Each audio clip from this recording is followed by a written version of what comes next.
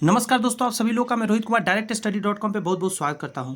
आज के सीरीज में दोस्त, आज के वीडियो में हम लोग डे 8 है। आज हम लोग चैप्टर 7, 8, 9 करेंगे क्लास 7 का। जी हाँ, आपको पता है, जो लोग भी रेगुलर है, जो नए हैं उनके लिए बता दूं कि इससे पहले और भी क्लासेस चल चुके हैं, जिसमें दोस्त हम लोग कर रहे हैं बीपीएससी TRE 4 के लिए 1 to 5, 6 to 8, 9 to 10 शिक्षक के लिए। यदि आप इन किसी क्लास का शिक्षक बनना चाहते हैं, यदि मैथमेटिक्स आता है तो उसमें विश्वास करें दोस्त, कहीं ना कहीं ये सीरीज बहुत काम का आएगा, क्योंकि NCERT और SCERT पूरे कंप्लीट मैं करा रहा हूँ इस सीरीज में। जी हाँ, अभी तक 6 क्लास कंप्लीट हो चुके हैं, 7 भी इंड होने को है अब। तो आप जाके उसे डिस्क्रिप्शन में लिंक दिया गया है, वहाँ से ज्वाइन कर सकते हैं। इसके अलावा साइंस का भी सेम चल रहे हैं सीरीज, उसमें भी 6 कंप्लीट है, 7 कंप्लीट होने को है। आप उसे भी ज्वाइन करके देख सकते हैं यदि अभी तक आपने स्टार्ट नहीं किया है तो, क्योंकि ये बहुत ही काम का है। अब 8 स्टार्ट होगा, फिर 9, फिर 10th, इस तरह पूरे 10th क्लास तक का मैं करा दूंगा। उसके बाद प्रैक्टिस सेट आप लोग का शुरू कर दूंगा। तो बस ज्वाइन कर लीजिए, सब्सक्राइब करके बेल आइकन प्रेस कर लीजिए चैनल को, ताकि आपको लगातार वीडियो सही समय पर मिलता रहे। मॉर्निंग में अपलोड होता है 7 बजे, 8 बजे, इस तरीका के टाइम में हमेशा अपलोड होते रहता है हर रोज। तो चलिए आज के सेशन को शुरू करते हैं। आज का चैप्टर 7 करना है, आपकी स्क्रीन पर दिख रहा होगा।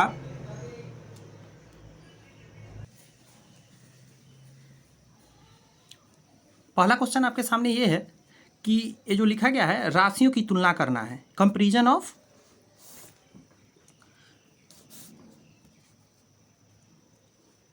वैल्यूज। आप देख सकते हैं पहला क्वेश्चन मैं करने जा रहा हूँ, लिख रहा है 700 मीटर का 20%। तो 700 का मतलब गुना होता है, तो गुना दे दीजिए 20%, यानी 20 के बट्टा में 100% हटता है, बट्टा में 100 आता है। 2 जीरो से 2 जीरो काट दीजिए, 7 दूनी 14, यानी 140 आपके आंसर आ जाएंगे। ठीक है, कोई दिक्कत नहीं। 2 नंबर कह रहा है कि गायत्री की आय इतना है, 1,60,000 रुपये प्रति वर्ष है 1 साल में। वह इसमें से 15% घर के किराए के रूप में, शेष का 10% बच्चों की शिक्षा पर भुगतान करती है। उसके पास बचा हुआ राशि क्या है? देखिए, टोटल था उसके पास 1,60,000, 15% वो घर के किराए पर दे दिया, तो बचा कितना पैसा? तो आप कहेंगे सर 85% बचा। टोटल कोई भी चीज़ 100% होता है, 15% आपने घर का किराया दे दिया, बचा कितना? 85%, बटा में 100 लिख दीजिए, परसेंट हट गया। अब इसका भी 10% वो खर्च कर देगा, तो बचेगा कितना? 90%, तो फिर 90 लिख दीजिए। 2 जीरो से 2 जीरो गया, 2 जीरो से 2 जीरो गया। अब इसको गुना करेंगे, आंसर आ जाएगा। तो गुना करने मत बैठ जाइएगा, आप दिमाग लगाइएगा। इस पर एक भी जीरो कहीं नहीं है, यहाँ 1 जीरो, तो 1 जीरो लिख लीजिए।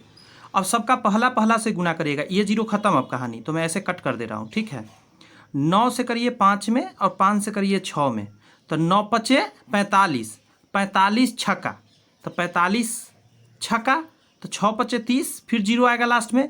नहीं, दैट मीन्स जो भी होगा उसके लास्ट में 2 जीरो होगा। इसमें 3 जीरो है, इसमें बहुत सारा जीरो है, इसमें 2 जीरो, इसमें 3 जीरो, तो आंसर क्या होगा? 2 जीरो वाला। बनाने का जरूरत नहीं पड़ा, दिमाग लगा के हमने निकाल लिया कि 2 जीरो से ज़्यादा आ ही नहीं सकता, 2 जीरो इसी पर है। गुना करना पड़ा? नहीं पड़ा। तो इस तरीका का दिमाग थोड़ा सा चलाना है एग्जाम वगैरह में। गुना भी कर सकते हैं, आंसर उतना ही आएगा। 3 नंबर क्वेश्चन, फातिमा की आय और उसकी बचत का अनुपात इतना है, उसके द्वारा बचाए गए धन का प्रतिशत क्या है? अब समझिए ज़रा, इनकम और सेविंग, यही हुआ। तो 4 और 1। एक बात बताइए, आप परसेंट में पूछा है आपका सेविंग का, बचत कितना है? तो 1 ऊपर लिख दीजिए।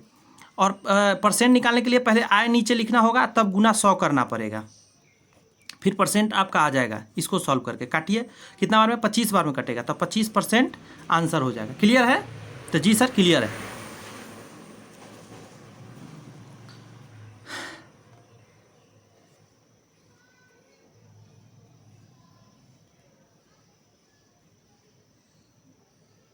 एक मिनट, फातिमा की आय और उसकी बचत का अनुपात इतना है, उसके द्वारा बचाए गए धन का प्रतिशत क्या है? तो बचाया गया धन कितना है? 1 रुपया। धन है उसका 4 रुपया, 4 में से 1 बचाया है, गुना 100 करेंगे, 25 चौका 100 ही तो होता है। इसका आंसर दे रहा है दोस्त 1। 1 सेकेंड में देखूँ जरा क्यों ऐसा 1 दे रहा है।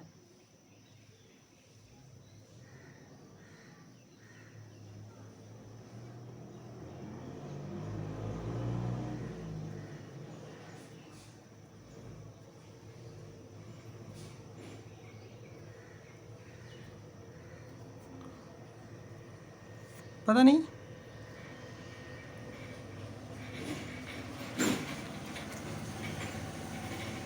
ये जो मैं बनाया हूँ,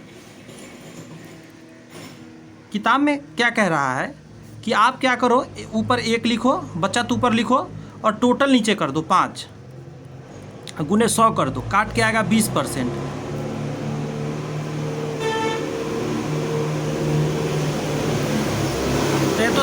ये तो सिंपल सा हो गया कि परसेंट में कैसे हम लोग किसी चीज़ को बदलते हैं। ये तो अनुपात को मैंने सिंपली परसेंट में तब्दील किया गया इसके।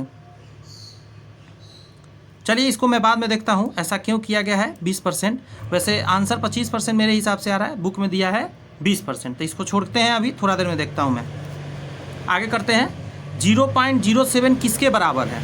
परसेंट में दिया गया है तो आपको सबको सॉल्व करके देखना होगा कि इतना किसका आ रहा है आंसर, ठीक है। या इसको सॉल्व कर लीजिए परसेंट में, किसका इतना आएगा।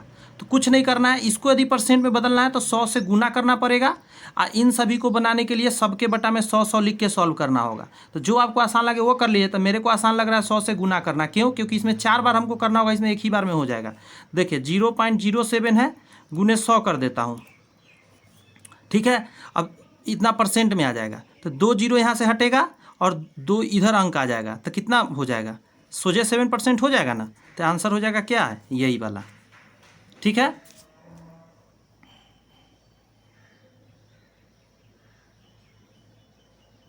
जानते हैं इसका लग रहा है 25% ही आंसर होगा, क्योंकि कॉमन सेंस है ना।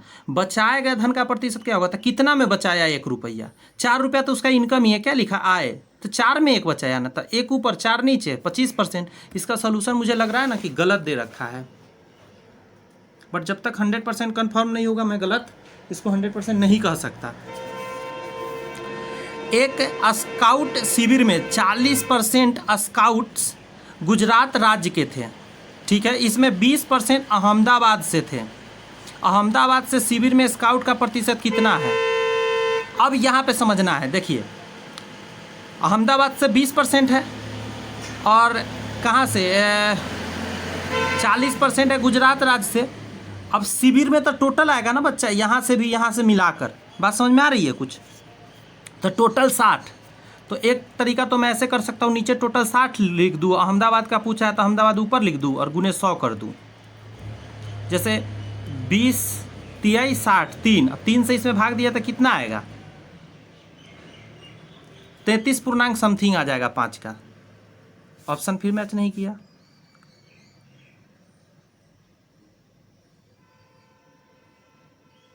एक मिनट, क्वेश्चन में कुछ गलत पढ़ दिया हो लगता है।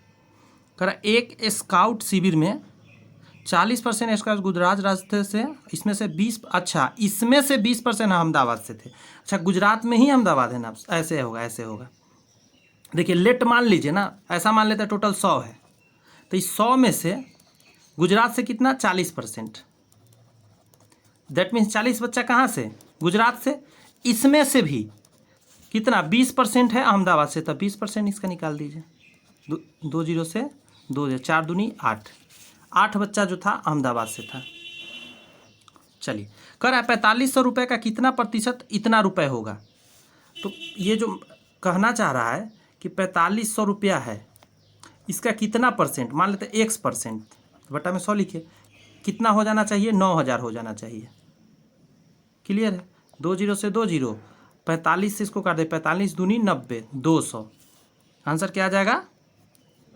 2। 6 का आ जाएगा पहला। 7 नंबर पर आइए। कह रहा है 5.22 किसके बराबर है? तो 5.2 जो है तो परसेंट में है, तो परसेंट के लिए 100 से क्या करते हैं? गुना करते, अभी मैं बताया था। तो 2 जीरो है, एक जीरो हटेगा तो ये दशमलव यहाँ पे आ जाएगा, यहाँ पे तो 52 हो जाएगा। बट 1 जीरो ये वाला आ जाएगा तो 520 हो जाएगा। तो 520% आंसर हो जाएगा।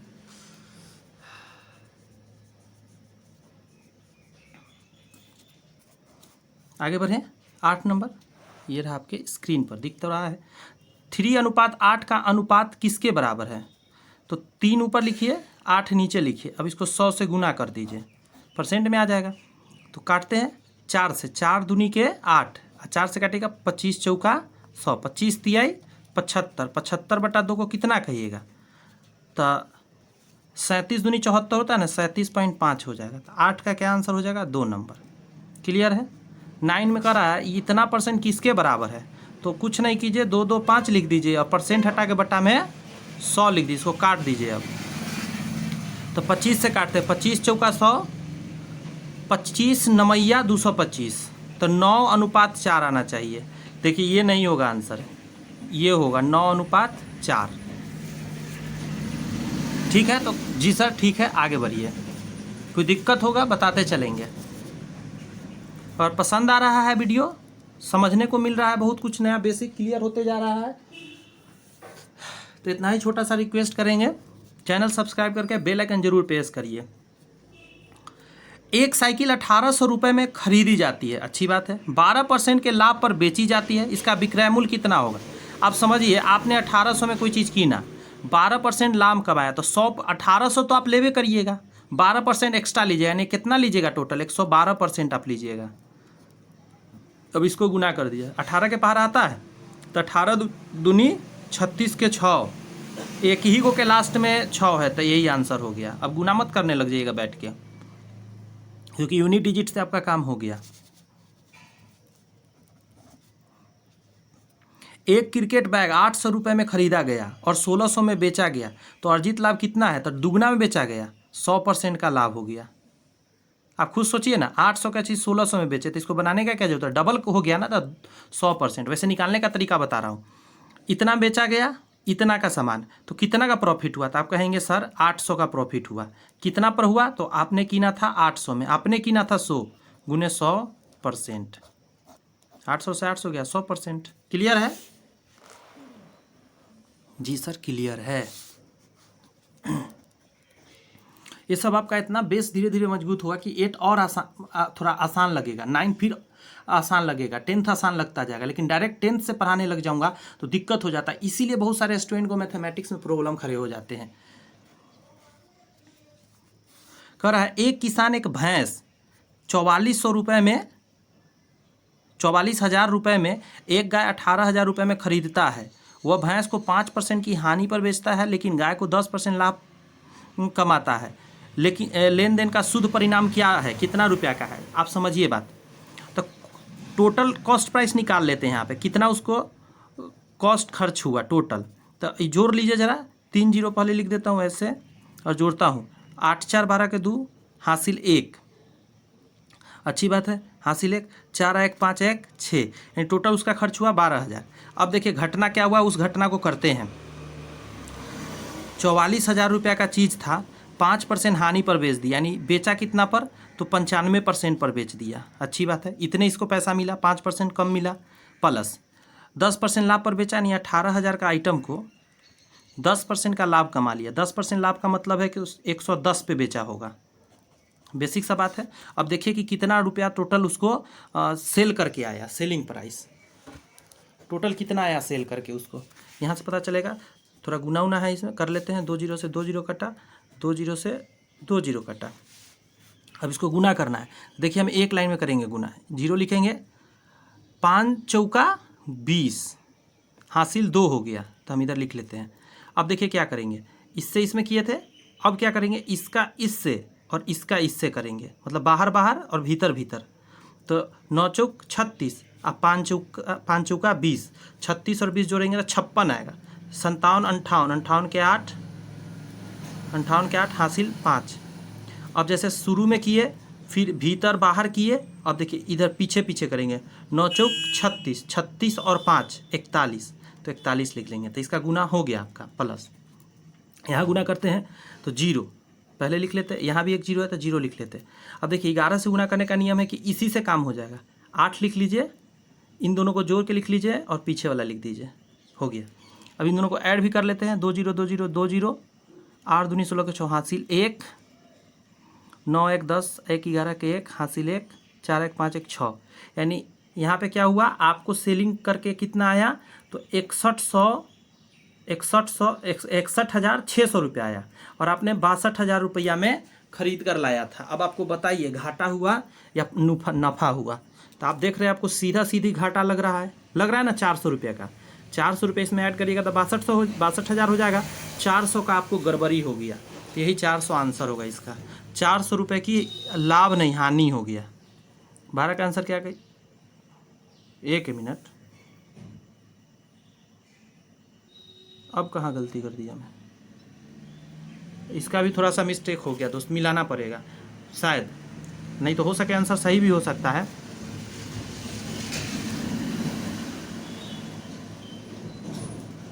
यहाँ जोड़ते हैं 3 जीरो से, 3 जीरो लिख लिए थे यहाँ पे और इसको जोड़े थे 8 4 12 के 2 हासिल 1 4 1 5 1 6 62,000 यहाँ सही है।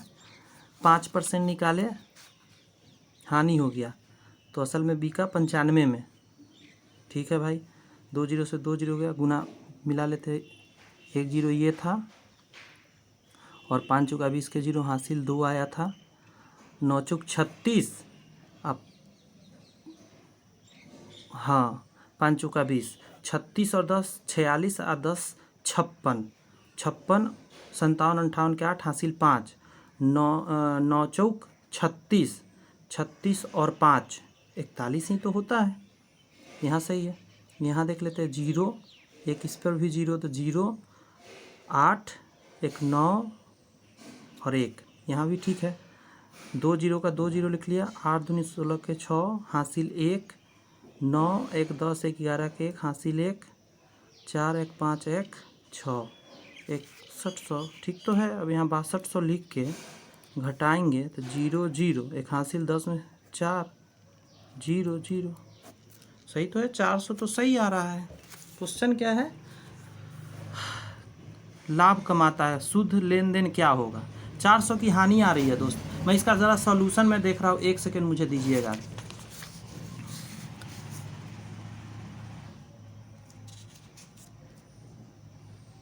एक मिनट मुझे दे दीजिएगा। मेरा गुना करके जो आया है इसके सॉल्यूशन से मैच कर रहा है, आप भी देख लीजिए। मैं मिला रहा हूँ अभी, यहाँ देखिए पीछे में सॉल्यूशन यहाँ दिया गया है 41,800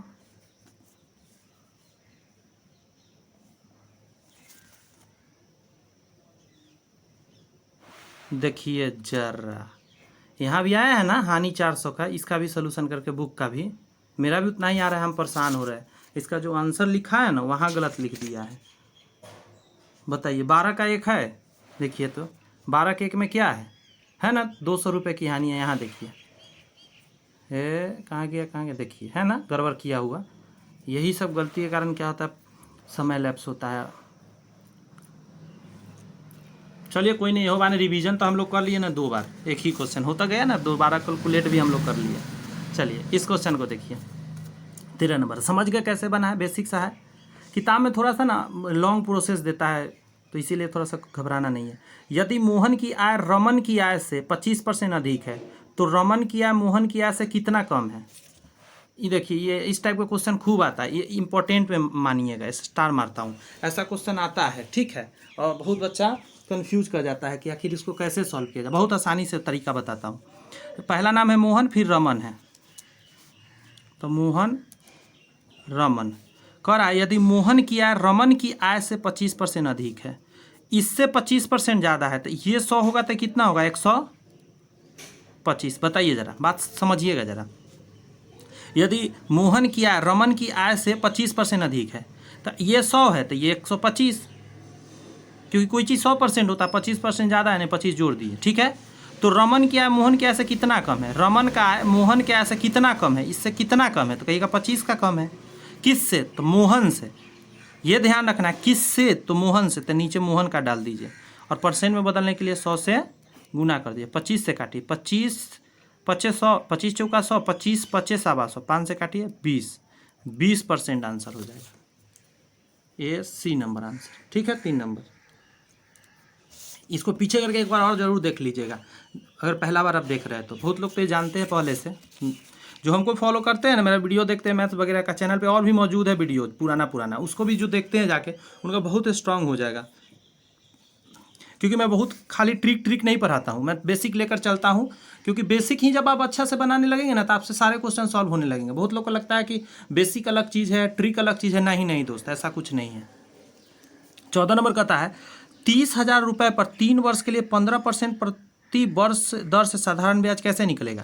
तो अच्छा 3 वर्ष का है, साधारण ब्याज चल रहा है, 1 वर्ष में 15% प्रति वर्ष, तो 3 वर्ष में 15 तिया 45% है कि नहीं। तो आप 30,000 का निकाल दीजिए कितना 45%, परसेंट हटेगा बटा में 100 आएगा, 2 जीरो से 2 जीरो कट गया। और देखिए 45 तिया 135, 135 2 जीरो इस पर लग जाएगा, तो 13,500 आंसर हो जाएगा ये वाला। बट कुछ लोग कहते हैं फार्मूला से क्यों नहीं बताया, तो फार्मूला से देख लीजिए, SI बराबर होता है P गुने R गुने T/100, तो वही ना बतवा पूरेगा जी। यहाँ तो 30,000 लिखबे करिएगा आप, R के जगह पर क्या लिखिएगा, R के जगह पर 15 लिखिएगा, और समय के जगह पर 3 लिखिएगा, तो यहाँ ना हो गया 15 तिया 45, अब बटा में 100 तो आप लिखबे करिएगा परसेंट के बदला में, ये वाला 100। बात समझ में आ रहा है। ये असल में ये फार्मूला को आप ऐसे याद रखिएगा ना तो ज़्यादा समझ पाएगा, P गुने RT बटा 100, या इसी को ऐसे याद रखिए, SI बराबर P गुने RT%। बात समझ में आ रहा था। ऐसे में जल्दी रहता है कि R का T में गुना कर दीजिए और P का निकाल दीजिए उतना परसेंट, यही तो हमने किया है।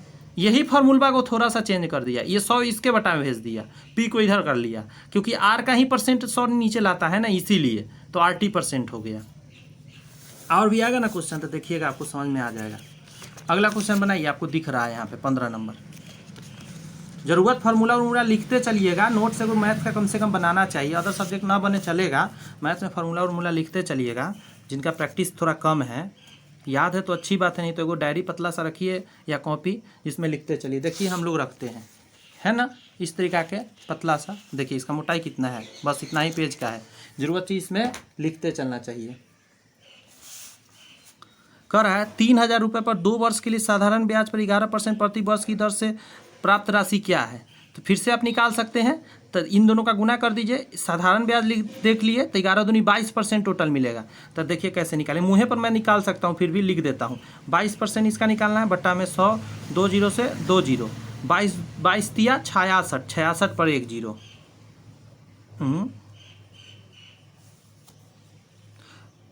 3,000 रुपये पर 2 वर्षों के लिए साधारण ब्याज पर 11% प्रति वर्ष की दर से प्राप्त राशि क्या है।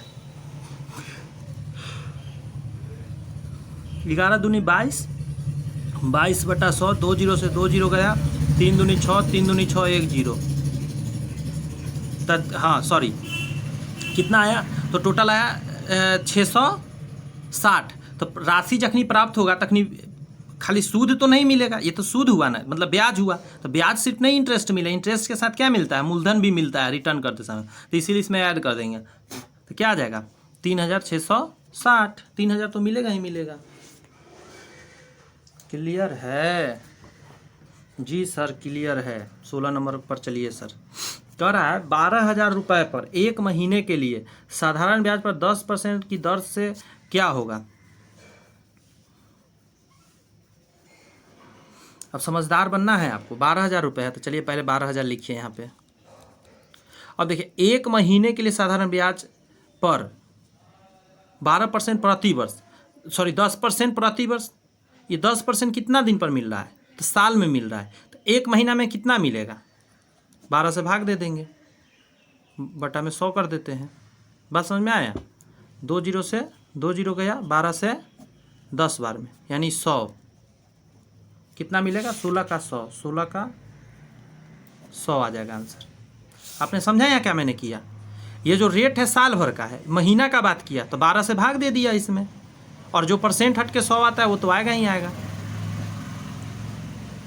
अगर फार्मूला पर कहिएगा तब देखिए क्या होगा, SI बराबर P गुने R गुने T/100। आप सुने होंगे ऐसा क्वेश्चन जब भी रहता है तो पहले तो लिखते हैं 12,000 गुने रेट है 10%, तो 10 लिखेंगे, टाइम है 1 महीना तो 1 लिखेंगे, लेकिन मन में कुछ चलते रहेगा, 1 महीना है तो इसको साल में बदलने के लिए 12 से भाग देना होता है, तो बतवा घुमा के वहीं जाएगा, 1 जीरो से 1 जीरो 12 से कटेगा, और 1 जीरो से 1 जीरो 12 से कटेगा 100 बार में, आ गया ना 100, घुमा के वहीं पे पहुंचिएगा। फार्मूला से भी बता दिया, सिंपली भी बता दिया, अब गड़बड़ नहीं करना है। 17 नंबर पर आइए। 17 नंबर क्वेश्चन कह रहा है रजनी और मोहिनी ने एक कंपनी में क्रमशः 3 वर्ष और 2.5 वर्ष, यानी इसको 2.5 भरते हैं, 2.1/2 वर्ष के लिए 10% वार्षिक दर से 3,000 रुपया और 4,000 रुपया जमा किए, उनके द्वारा प्राप्त राशि का अंतर क्या होगा? उनके द्वारा प्राप्त राशि जो बाद में प्राप्त होगा उसका अंतर क्या होगा? देखिए, तो एक तो 3,000 जमा किया 10% से 3 वर्ष के लिए, तो इतना प्राप्त होगा, कॉमा दूसरा जो जमा किया है वो 4,000 जमा किया है और ये किया है, इसको तोड़ लेते हैं तो 5/2 हो जाएगा। 2 दूनी 4 1 5, 5/2 दिख रहा है, नहीं दिख रहा, लीजिए इधर कर दिया 5/2। और ये किया है, ये भी 10% पर ही किया है, मैं थोड़ा उल्टा लिख दिया था, घबरा मत जाइएगा। 10% पर किया है, नीचे 100 लिख देंगे। अब देखिए कितना आता है, 2 जीरो से 2 जीरो यहाँ काट दीजिए, 2 जीरो से 2 जीरो यहाँ काट दीजिए, 2 से काट दीजिए 20 बार में, तो यहाँ जाएगा 3 तिहाई 9, 9 पर 1 जीरो, इसका आ जाएगा 5 दूनी 3 तिहाई 9, 9 पे 2 जीरो, एक यहाँ भी जीरो है, 5 दूनी 10, 10 पर 2 जीरो, कितना अंतर आया? 100 का अंतर आया, 100 रुपये का अंतर आया दोनों के बीच। क्लियर है?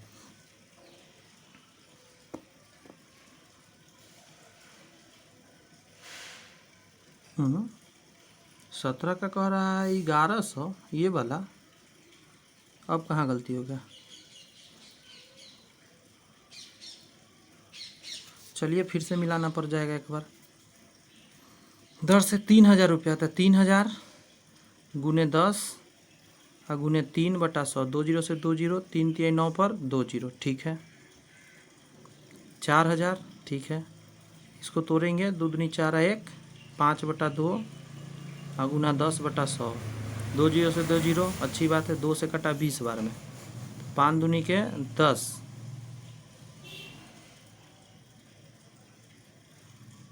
5 दूनी 20 × 5 100, 100 1, 1,000। ओ भाई अब क्या प्रॉब्लम आ रहा है?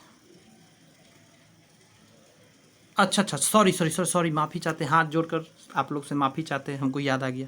यहाँ क्या कहा है? उनके द्वारा प्राप्त राशि, यानी कि ये मूलधनमा मैंने छोड़ दिया ना, अभी ये पिछला क्वेश्चन में मैं आपको समझाया था, मैं खुद ही छोड़ दिया, तो 3,000 इसमें ऐड हो जाएगा और 4,000 इसमें ऐड हो जाएगा, तो ये 5,000 टोटल हो जाएगा। अब देखिए 1,100 का अंतर आएगा, यही गलती हो गया, इसीलिए 100 पहला ऑप्शन में दिया था कि बच्चा क्या करे, खट से बनाए और मार दे टिक, जैसे हमने मार दिया। लेकिन हमने ये ध्यान नहीं दिया कि उसके प्राप्त राशि में मूलधन भी मिलता है, ये ध्यान रखिएगा, मूलधन भूल गए थे हम। जब किसी को आप उधार दीजिएगा पैसा, जब रिटर्न करेगा तो आप उससे मूलधन वाल नहीं लीजिएगा, कहिएगा ना कि हमको भाई टोटल चीज़ चाहिए।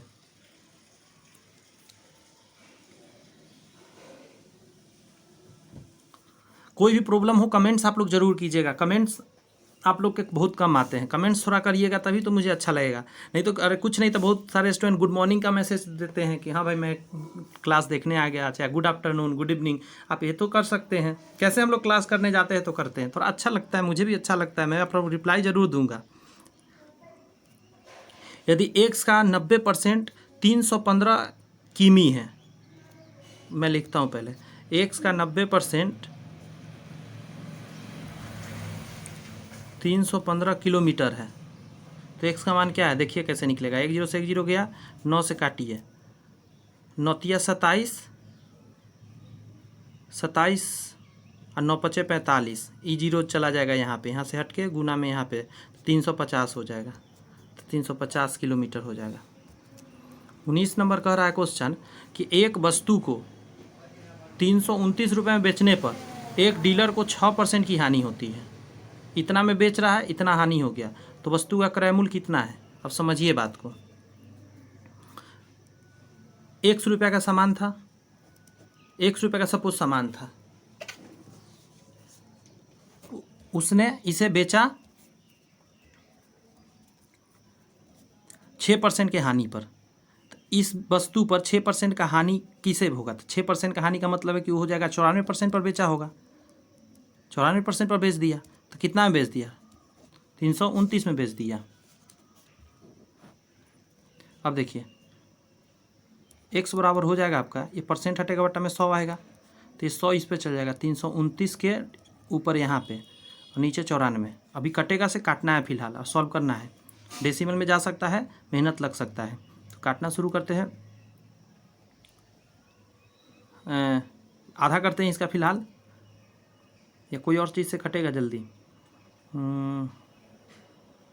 कोई नहीं, काट लेते हैं। इसका हो जाएगा 47, 7 दूनी 14, 4 दूनी 8, 1 9। ठीक है, इसका आधा करते हैं 2, सॉरी 1, 16 दूनी 32, 45 दूनी 90।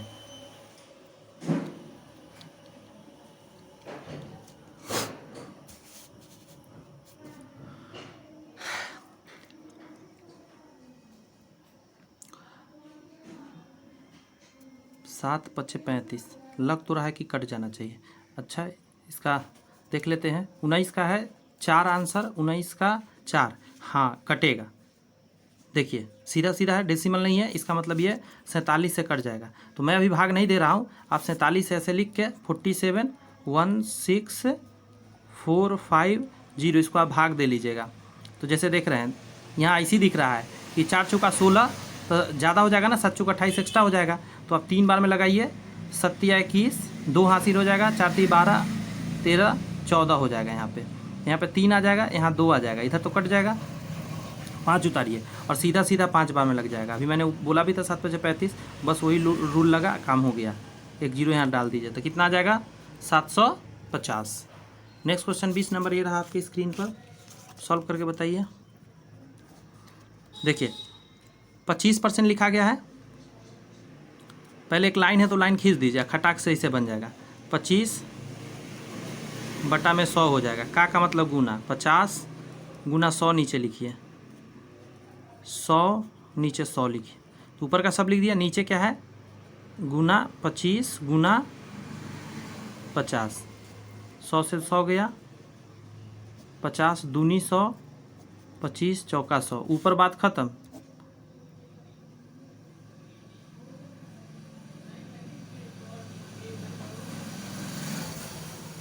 नीचे क्या आ जाएगा उसको देख लेते हैं।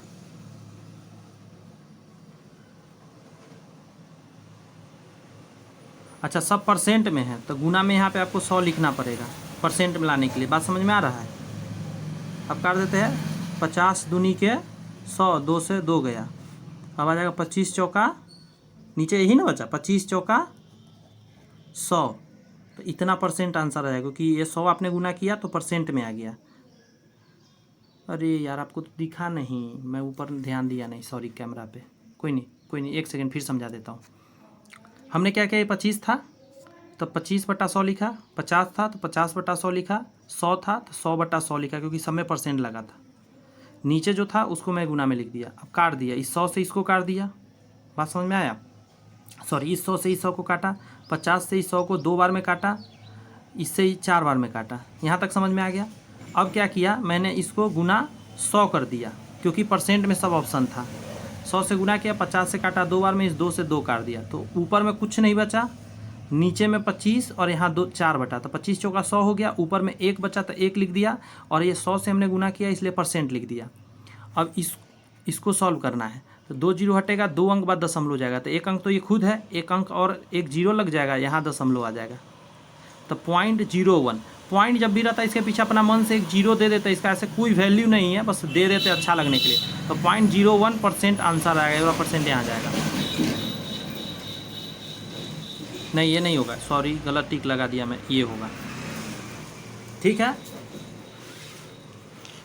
बेसिक तरीका से समझ में आ रहा है। चैप्टर का 1-2 क्वेश्चन इसमें और बच गया है। 21 नंबर को देख लेते हैं। कह रहा है कि 14% प्रति वर्ष की दर से 2 वर्ष में 126 रुपये का साधारण ब्याज अर्जित करने वाली राशि क्या है? फिर समझते हैं।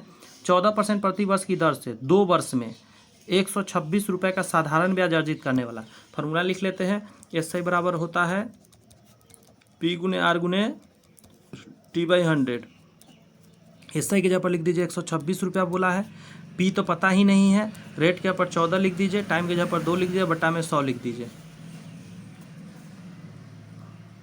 2 से कट जाएगा ये 63 बार में। क्लियर है? जी सर क्लियर है। 7 से काटते 7 दूनी 14, 7 6 42, 7 7 7 8 56, 7 9 63, 9 बार में कट गया, 2 से कट गया 50 बार में, तो 9 पचे 45 पर 1 0, 450 आंसर आ जाएगा। ठीक है जी सर, ठीक है। 22 नंबर कह रहा है वह प्रतिशत जो चित्र में छायांकित क्षेत्र को तो प्रतिनिधित्व करता है। पहले जानना होगा कितना इसमें टोटल बना हुआ था। देखिए 1 2 3 4 5 6 7 8 9 10, इधर भी 10 है, स्क्वायर दिख रहा है, तो 100 खाना टोटल हो गया। 100 खाना, इसमें कलरफुल खाना कितना है वो गिनना है। तो कलरफुल गिनने में टाइम लग सकता है ज़्यादा, तो बिना कलर वाला गिने, क्योंकि 2 ही लाइन है, उसमें ज़्यादा लाइन है। तो देखिए 1 2 3 4 5 6 7 8, 8 इधर 8 इधर, 16 17 18 19 20 21 22 23 24 25 26 27 28 29 30 31 32 33 34 35 36 37 38 39 40, 100 में 40 खाली है, तो 40% खाली है, तो इसका मतलब 60% भरा हुआ है। 4 आंसर हो जाएगा। उसी तरह यहाँ पे कह रहा है ये भी 100 खाना है, प्रतिशत बताना है, गिन लीजिए जितना भरा हुआ है। तो 3 3 6 3 9 3 12, 12 के बाद 24, 12 3 36, 36% भरा हुआ है। क्लियर है, ये चैप्टर यहाँ पे कंप्लीट होता है 2। ठीक है,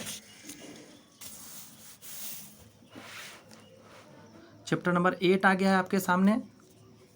जवाब देंगे, कह रहा है एक परिमेय संख्या को एक संख्या के रूप में परिभाषित किया जाता है जिसे P बटा Q के रूप में किया जा सकता है। यहाँ कंडीशन है Q 0 के बराबर नहीं होना चाहिए, Q 0 के बराबर नहीं होना चाहिए, क्योंकि नीचे 0 हो जाएगा ना तो अनडिफाइन आंसर हो जाएगा, अनंत। ठीक है, नेक्स्ट क्वेश्चन है कि निम्नलिखित में से कौन सी परिमेय संख्या धनात्मक है। तो धनात्मक के लिए देखिए दोनों में माइनस है ना, तो ये धनात्मक हो जाता है, क्योंकि जब वो माइनस माइनस कटेगा तो प्लस में बदल जाएगा। ठीक है, ये सब कॉन्सेप्ट छोटा छोटा याद यहाँ से चलते रहना चाहिए। निम्नलिखित में से कौन सी परिमेय संख्या ऋणात्मक है। तो देखिए ये माइनस माइनस प्लस हो जाएगा, ये नहीं होगा, माइनस माइनस प्लस हो जाएगा, ये ऋणात्मक है, ये इसमें तो प्लस ऑलरेडी है, यही आंसर हो जाएगा। ये सब समझना है थोड़ा सा कैसे होता है कंडीशन। एक परिमेय संख्या के मानक रूप में अंश और हर का उभयनिष्ठ गुणांक हमेशा होता है। फिर से सुनिए, एक परिमेय संख्या के मानक रूप में अंश और हर का उभयनिष्ठ गुणांक हमेशा होता है, वो 1 होता है। हमेशा क्या 1 होता है, जो ऊपर नीचे गुना आप कर सकते हैं, उससे कोई फर्क नहीं पड़ता। निम्नलिखित में से कौन सी परिमेय संख्या इसके व्युत्क्रम के बराबर है। तो 1 का उल्टा भी 1 ही होता है। बात समझ में आया। उल्टा का मतलब समझ रहे, जैसे मान लेते लिखा हुआ 1/2, तो इसको उलटिएगा तो 2 हो जाएगा। थोड़ा जैसी भी जा रहा है बैकग्राउंड से नॉइज जाएगा, उसे इग्नोर करिएगा, रिक्वेस्ट है आपसे। चलिए समझ गए। तो इसी तरह जब 1 को उलटिएगा तो 1 ही रह जाएगा। 1/2 का व्युत्क्रम क्या है, तो इसको पलटी कर दीजिए, 2 हो जाएगा। बटा में 1 नहीं भी देते हैं तो काम चल जाता है। -48/60 के मानक रूप क्या है, तो इसको काटना होता है। मानक रूप का मतलब क्या होता है, तो जैसे -48/60 है, इसको काट कूट करिए। जैसे 12 चौक 48, 12 पचे 60, तो -4/5, तो यही आपका आंसर होगा। अब देख लीजिए कहाँ पे है, किस ऑप्शन में है, तो यही है -4/5, यही आंसर हो जाएगा। ठीक है, निम्नलिखित में से कौन 4/5 के समतुल्य है। तो सबको काट काट के देखिए, 4/5 यहाँ आ रहा है, देखिए नहीं यहाँ नहीं आ रहा है, यहाँ आ रहा है। 4 से काटिए, 4 चौका 16 और 4 पचे 20, 4/5 आना गया, 4 से काटने पर यही आंसर हो गया। नेक्स्ट कह रहा है कि 2 परिमेय संख्याओं के बीच कितनी परिमेय संख्या होती है। तो असीमित, बहुत परिमेय संख्या होती है किसी भी 2 परिमेय संख्या के। एक परिमेय संख्या के मानक रूप में हर हमेशा होता है। एक परिमेय संख्या के मानक रूप में, मानक रूप अगर कहा जा रहा है तो हमेशा धनात्मक पूर्णांक होता है। हमेशा क्या होता है, एक धनात्मक पूर्णांक होता है मानक रूप में, ऋणात्मक नहीं होता है, माइनस ऊपर भेज देते हैं। एक परिमेय संख्या को उसके मानक रूप में व्यक्त करने के लिए हम इसके अंश और हर को किसके द्वारा विभाजित करते हैं। तो इस एक सेकंड मुझे दे दीजिएगा। एक परिमेय संख्या को उसके मानक रूप में व्यक्त करने के लिए हमें इसके अंश और हर को किसके द्वारा विभाजित करते हैं। देखिए मानक रूप में लाने के लिए हमेशा जो इसका होता है ना, HCF से हम भाग देते हैं। HCF निकाल के एकदम छोटा रूप में लाने के लिए, बात समझ में आया, दोनों का ऊपर नीचे का HCF निकाल के जितना आता है उससे भाग देते हैं। निम्नलिखित में से कौन सी संख्या बड़ी है। इसमें बड़ा पूछ रहा है, तो ये निगेटिव है तो 0 से छोट हो गया, ये माइनस है तो छोट हो गया, 0 से बड़ा ये हो जाएगा पॉजिटिव वाला। तो यहाँ पे ये भी चैप्टर दोस्त कंप्लीट आपका होता है। कुछ खास था नहीं परिमेय संख्या में। अब हमारा जो चैप्टर नया आएगा वो नौवां लेसन ये आएगा। ये थोड़ा सा अच्छा चैप्टर, इसमें थोड़ा सा ज़्यादा क्वेश्चन है, समय भी लगेगा। तो चलिए आज के ही क्लास में कंप्लीट करेंगे। चलिए शुरू करते हैं इस क्वेश्चन से। सॉरी, फर्स्ट क्वेश्चन आपके स्क्रीन पर दिख रहा है, उसके नीचे मैं यहाँ तक दिखाता हूँ। 3 पॉइंट दिख रहे, एक और नीचे है, वैसे कोई नहीं, पहले इसे समझा जाए। कह रहा है आकृति 1 2 3 4 दिया गया है, इसमें अवलोकन करें निम्नलिखित में से कौन से कथन सही नहीं है। एक सेकंड दीजिएगा मुझे ज़रा। पहला का आंसर 1 नंबर है। मैंने आंसर क्यों देखा ताकि पूरा ऑप्शन नहीं दिख रहा है, मैं आपको आसानी समझा सकूं। आकृति 1 3 और 4 के अलग अलग क्षेत्रफल और अलग अलग परिमाप है। अब आपको पिक्चर तो उतना अच्छा नहीं दिख रहा है, बट कोशिश करिएगा तो दिख जाएगा, रिजोल्यूशन बढ़ा लीजिएगा। परिमाप अलग है कह रहा है इसमें, और क्षेत्रफल अलग है। तो ये बात कह रहा है कि गलत है। कैसे समझने का कोशिश करते हैं, थोड़ा मैं जूम करूँगा अभी, ठीक है। मैं ऐसे करके इसको जूम करके बताता हूँ, सारी बात समझ में आपको आएगी। पहले ये पिक्चर अच्छे से समझा दूँ, फिर क्वेश्चन कुछ रह ही नहीं जाएगा आपके लिए। थोड़ा सा शांत होने दीजिए, कैमरा हिल गया है। हाँ, अब देखिएगा गौर से। ये जो पॉइंट है, यहाँ पे 1 खाना है, और यहाँ पे आप यहाँ से गिनेंगे तो 1 2 और 3, यहाँ 3 खाना है। इस लाइन में भी 3 खाना हो जाएगा। इस लाइन में 5 खाना हो जाएगा, क्योंकि 3 यहाँ तक था, 2 इधर बढ़ गया। और इस लाइन में फिर 5 1 6 खाना हो जाएगा। इसे काउंट करके देख लेते हैं। 1 2 3 4, देखिए हाँ, दिख भी नहीं रहे आपको। कैमरा में तो बड़ा साइज में कर दिया, लेकिन नीचे जहाँ मैं पेन कर रहा हूँ एकदम छोटा छोटा दिया गया है। 1 2 3 4 5 6 है ना, 6 खाना। तो नीचे 6 5 गिन लेते हैं। 6 5 11 12 13 14 15 16 17 1 18। तो इसका क्षेत्रफल कितना आ गया? तो पहला नंबर फोटो का 18 आ गया, ठीक है। इसमें काउंट करते हैं 1 2 3, ऐसे में 3 है ना, तो 3 3 6 3 9 3 12 3 15 3 18, इसका भी 18 आया।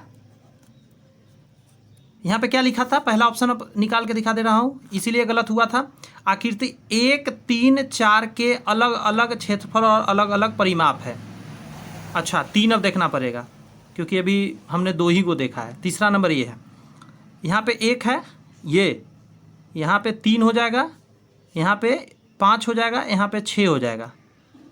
गिन लेते 1 2 3 4 5 6 7, सॉरी यहाँ 7 है। 7 8 9 10 11 12 13 14 15 16, हाँ इसके 16 आ गए। सॉरी यहाँ पे पहला का, दूसरा का, तीसरा का यहाँ लिख दिया। अब चौथा का देखता हूँ। 1 2 ऐसे ही गिन लेते हैं। तो यहाँ से 2 2 4 2 6 2 8 2 10 2 12 2 14 2 16 17 18, इसका 18 आया। इसमें कुछ गलत तो नहीं गिना हो ना? 1 2 3 4 5 6 7 8 9 10 11 12 13 14 15 1 16, नहीं ठीक है, इसका 16 ही है। अब समझिएगा बात को। तो इसमें का एक बात है, क्षेत्रफल तो 1 3, देखिए 1 3 और 4 के अलग अलग क्षेत्रफल है। क्षेत्रफल तो अलग अलग आ गया, सबके अलग नहीं है ना। अलग अलग क्षेत्रफल का मतलब है सबका अलग होगा, लेकिन यहाँ 2 का मैच कर रहा है। सॉरी यहाँ नहीं दिख रहा होगा आपको, मैं जूम कर रखा हूँ। कहा है अलग अलग क्षेत्रफल तो सबका अलग आना चाहिए, लेकिन 2 का मैच कर गया, ये बात गलत हो गया। अब देखते हैं अगला ऑप्शन क्या कहता है कि आकृति 1 और 4 का क्षेत्रफल समान होने के साथ साथ परिमाप भी समान है। तो अभी परिमाप नहीं निकाले हैं हम, तो चलिए परिमाप बताते कैसे निकलता है। पहले ना आप 1 मानिएगा, इसका एक डंडा को, जैसे यहाँ से इस पॉइंट से इस पॉइंट तक ना 1 डंडा हुआ, तो इसको 1 मानेंगे हम। यहाँ से मेरा जहाँ से जहाँ तक पेन का नीब घूम रहा है ये 1 हुआ, ठीक है। और यहाँ से यहाँ ऊपर से जब फिर 2 हो जाएगा। तो इसे कितना डंडा है इसके चारों तरफ गिनना पड़ेगा परिमाप के लिए। कैसे गिनेंगे, तो यहाँ देखिएगा 1 हुआ, ये 2 हुआ, ये 3 हुआ, ये 4 हुआ, ये 5 हुआ, ये 6 हुआ, एक 7, एक 8, एक 9, एक 10, 11, 12, 13, 14, 15, 16, 17, 18, 19, 20, 21, 22, टोटल इसमें 22 आया। तो पहला का कितना परिमाप हो गया, मैं इसके बगल में गोला कर दिया 22। अब इसमें उसी तरह काउंट करेंगे तो 1, 2, 3, 4, 5, 6, 7, 8, 9, 10, 11, 12, 13, 14, 15, 16, 17, 18, इसका कितना आया 18 आया। इसका काउंट कर लेते हैं, नीचे शुरू कर, ऊपर से ही करते हैं, यहाँ से ऊपर वाला लाइन से 1, 2, 3, 4, 5, 6, 7, 8, 9, 10, 11, 12, 13, 14, 15, 16, 17, 18, 19, 20, 21, 22, टोटल कितना आया इसका भी 22। इसका एक लास्ट अकाउंट कर लेते हैं 1, 2, 3, 4, 5, 6, 7, 8, 9, तो ऊपर भी 9 होगा, 9 दूनी 18, 19, 20, 21, 22, इसका भी 22 आया। अब देखिए पहला तो गलत था ही, यही आंसर इसीलिए टिक किया हुआ था, पहला गलत था। दूसरा नंबर में कह रहा है कि आकृति 1 और 4 का क्षेत्रफल समान है। देख लीजिए, मैं थोड़ा सा छोटा कर लेता हूँ, ठीक है, और थोड़ा छोटा करना पड़ेगा, हाँ,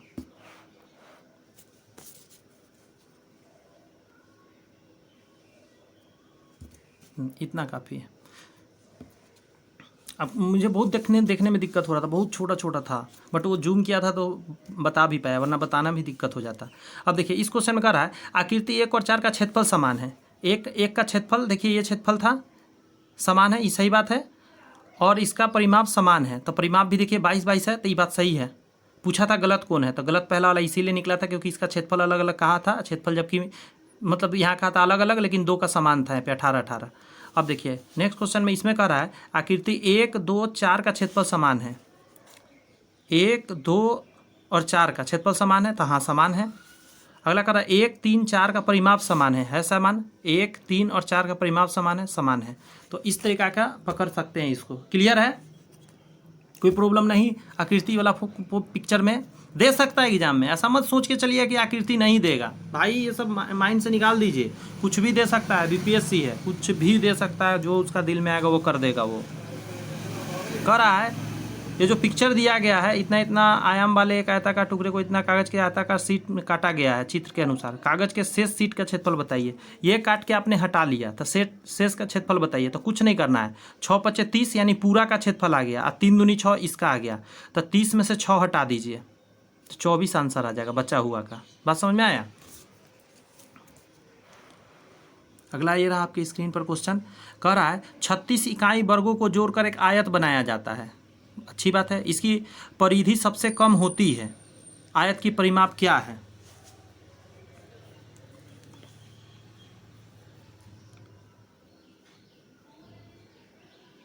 तो 6 × 6 का बक्स बना दीजिए, ऐसे ब्लॉक जोड़ना है ऐसे, ठीक है। 1, 2, 3, बात समझ में आया। 4, 5, 6 ऐसे भी लगा देंगे, बात समझ में आया। तो 6, 6, 12, 6, 18, 6, 24, तो जो इसका आ जाएगा इकाई चारों तरफ का जो डंडा आएगा 24 डंडा आएगा ना। मैं एक बार आंसर देख के इसको कंफर्म करता हूँ। 3 का आंसर 2 दे रहा है। एक सेकंड रुकिएगा, 3 नंबर ही क्वेश्चन है। हाँ, 3 का आंसर 2 दे रहा है।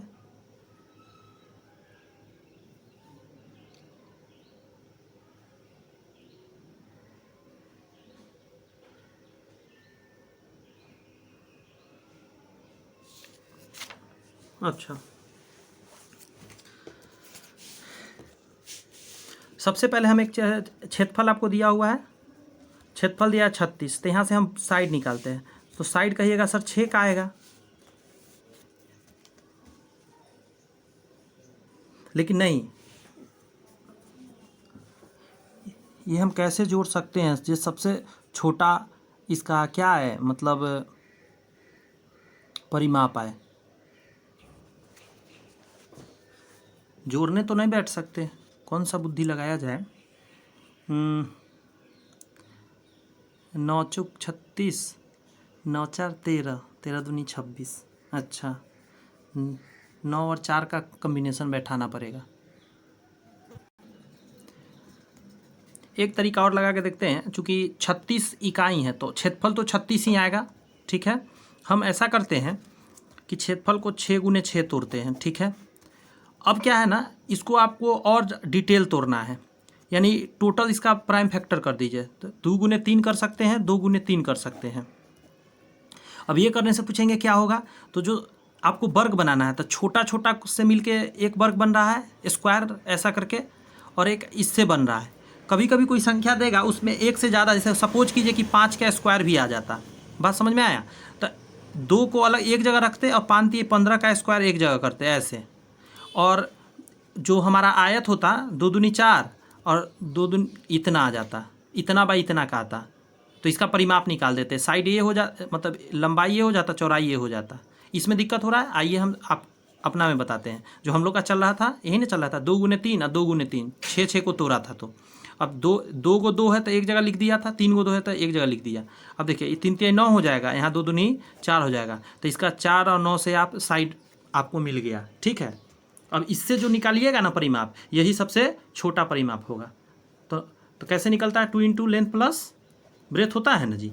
तो 2 इंटू 4 प्लस 9, 9 13, 13 दूनी 26, इसी आधार पर ये निकाला गया है। 26 कहेंगे, ऐसा दे सकता है क्वेश्चन आपको, ऐसा नहीं सोचिए कि नहीं दे सकता। नेक्स्ट नीचे क्वेश्चन पढ़िए, इसका जवाब देने का कोशिश कीजिए।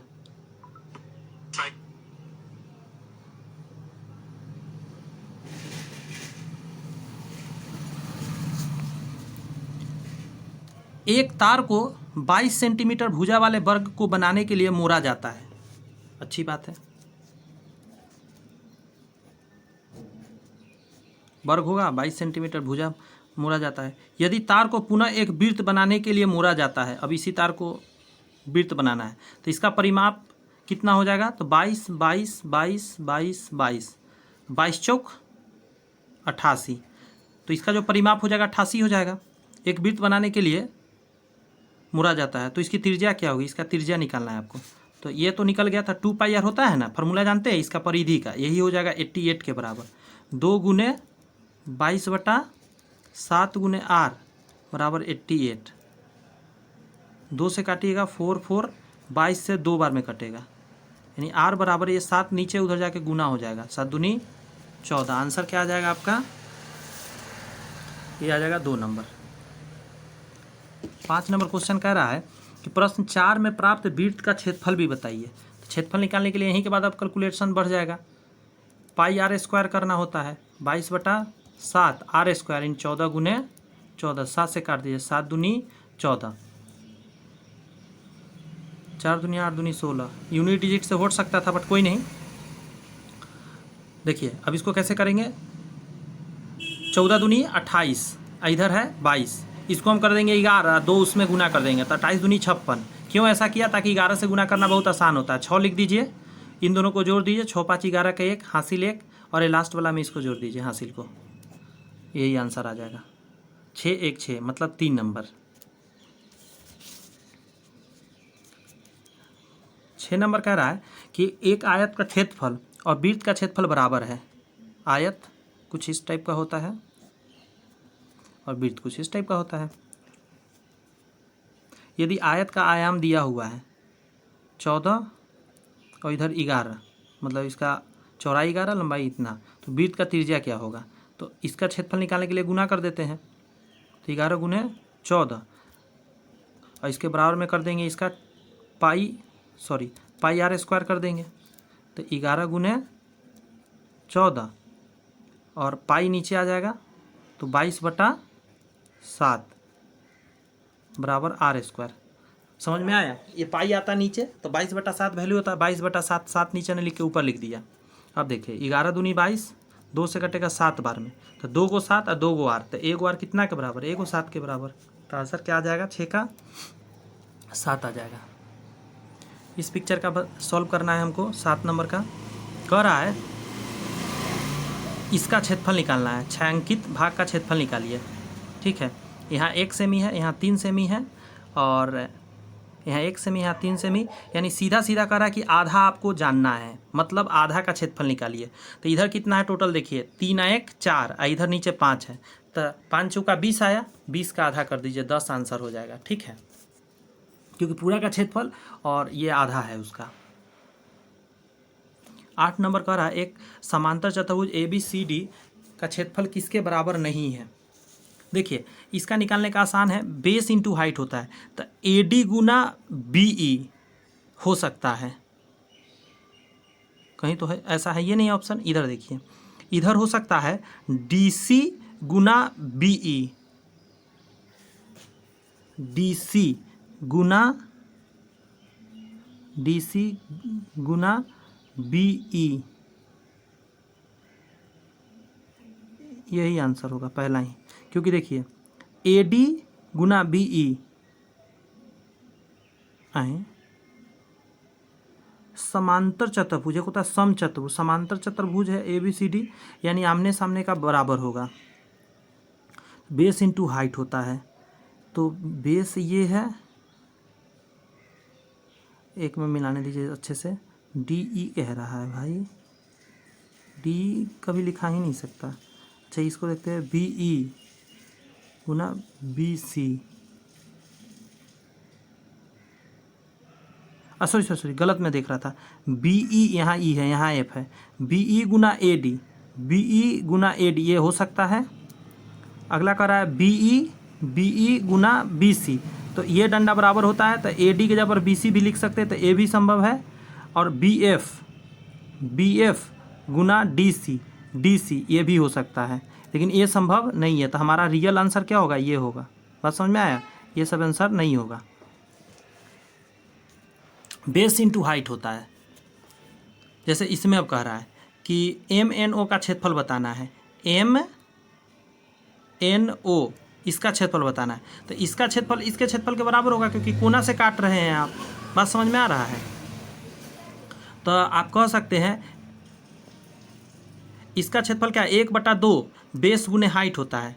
अगर एक त्रिभुज का सिर्फ जानना है, जैसे पूरा का जानना रहता तो क्या करते, बेस इंटू हाइट करते तो आंसर आ जाता है, बट हमको इसका निकालना है, तो इसका क्षेत्रफल इसके बराबर होगा। तो एक यहाँ कह सकते हैं क्या, 1/2 MP, कहीं पे है कोई ऑप्शन में है MN, रुक जाइएगा ज़रा, चूँकि इधर उधर ऑप्शन है ना, यहाँ वहाँ में थोड़ा सा दिक्कत हो रहा है। इससे मिला के देखते हो सकता है कि नहीं हो सकता है। 1/2 MN और NO बेस इंटू हाइट, नहीं ये संभव नहीं है। NO base into height, MO height नहीं है, तो ये भी नहीं होगा। अभी फोटो माइंड में रखना होगा, यहाँ पे देखना होगा, मैं यहाँ से दिखा देता हूँ। MN और OQ, MN और OQ ये भी संभव नहीं है, क्योंकि इस डंटा से के साथ ये नहीं है, इस डंटा के साथ है, तो ये भी संभव नहीं है। तो आंसर क्या हो जाएगा, ये वाला NO देखिए, NO और OQ ये संभव है, क्योंकि ये जो डंडा है वही डंडा ये हो जाएगा। ठीक है, थोड़ा सा देखना रहता है, समझना रहता है। एक ही आकृति के त्रिभुज MNO और समांतर चतुर्भुज MNO के क्षेत्रफल का अनुपात क्या होता है, ये डायरेक्ट आपको याद रखना होता है। क्या है कहना चाह रहा है, ये यहाँ से ऐसे,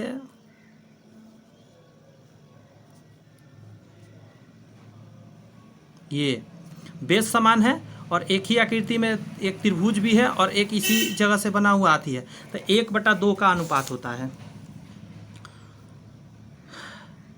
त्रिभुज 1 और 2 ये आंसर हो जाएगा। वैसे मैं एक बार कन्फर्म होता हूँ, सही है, 1/2 का ही अनुपात होता है।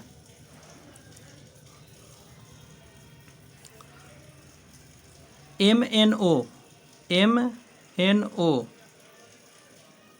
MOP MPQ क्षेत्रफल का अनुपात है। क्षेत्रफल निकाल कर चेक करना पड़ेगा, अनुपात ऐसे नहीं निकल सकता। क्षेत्रफल कैसे निकालेंगे, देखिए बेस इंटू हाइट, तो 4 × 5, 1/2, यहाँ 1/2, 4 × 5, 2 से 2 बार में कटा, 5 दूनी 10 आया, तो इसका क्षेत्रफल आया 10। यहाँ लिख देता हूँ। अब देखिए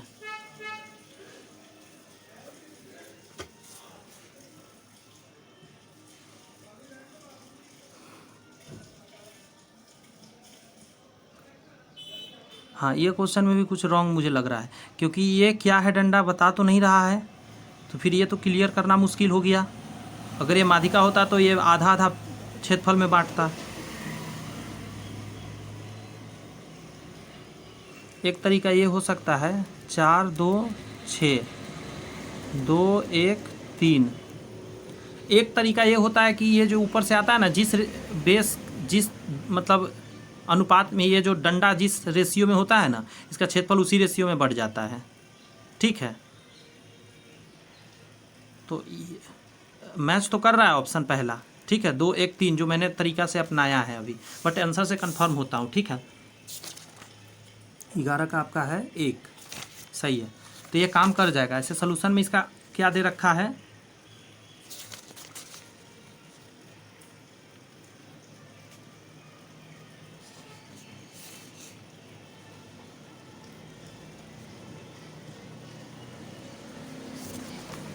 हाँ ठीक है, एक तो मैं तरीका आपको बता दिया।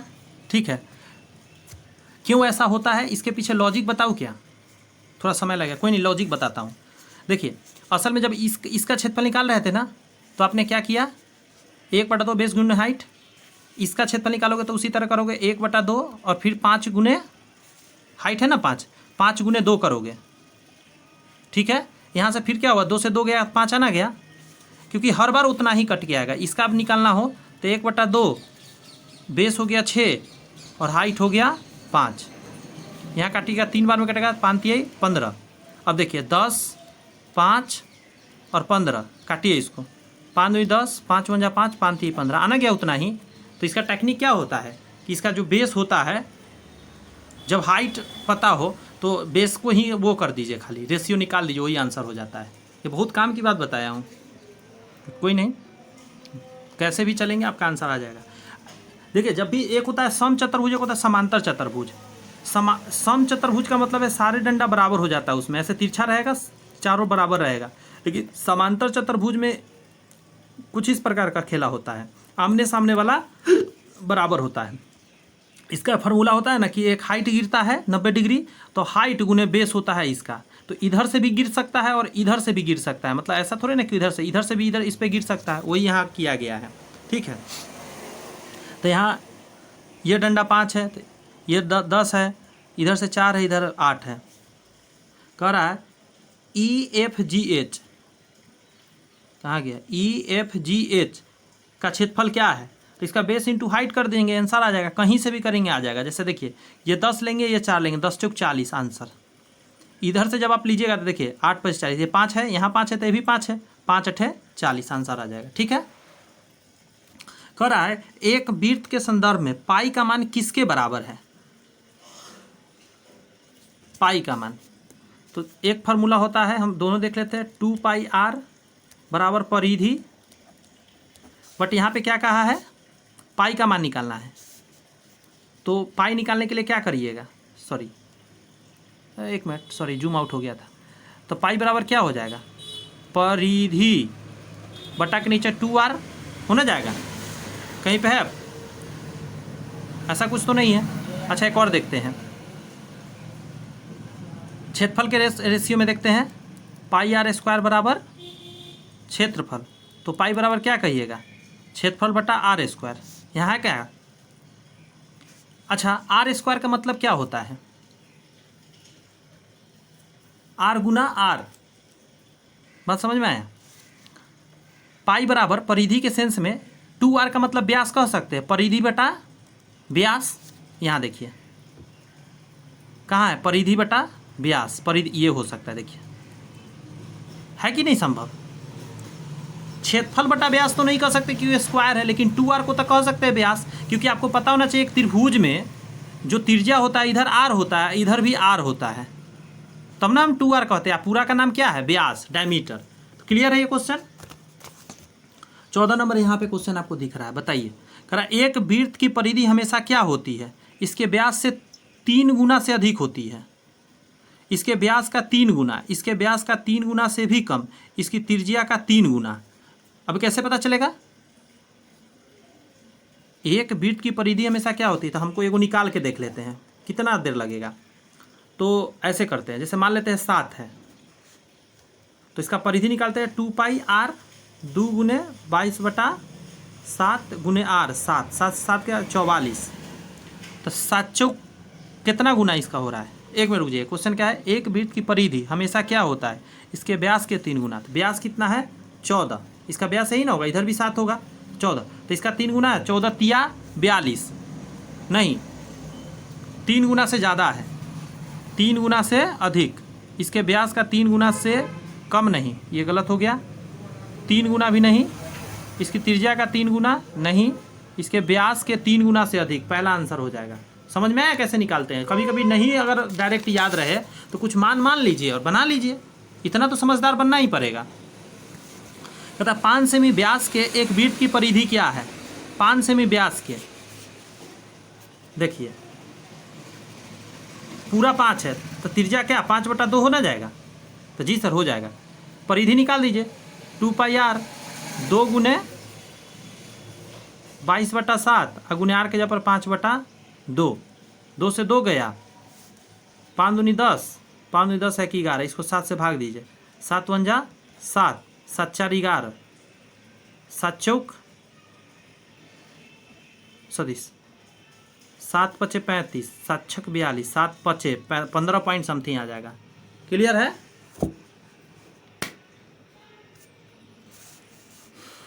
बीस नंबर का रहा है क्वेश्चन, एक वृत्त डिस्क की परिधि 88 सेमी है, इसका त्रिज्या क्या है? बात समझ में आया? परिधि दे दिया आपको, तो 2πr का मान कितना दे दिया? 88।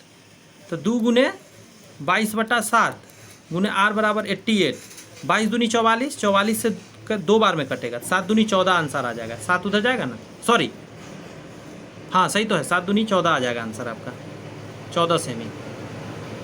उसी तरह 21 नंबर क्वेश्चन कह रहा है 10 सेमी त्रिज्या वाले अर्धवृत्ताकार डिस्क के किनारों के कवर करने के लिए आवश्यक टेप की लंबाई क्या होगी?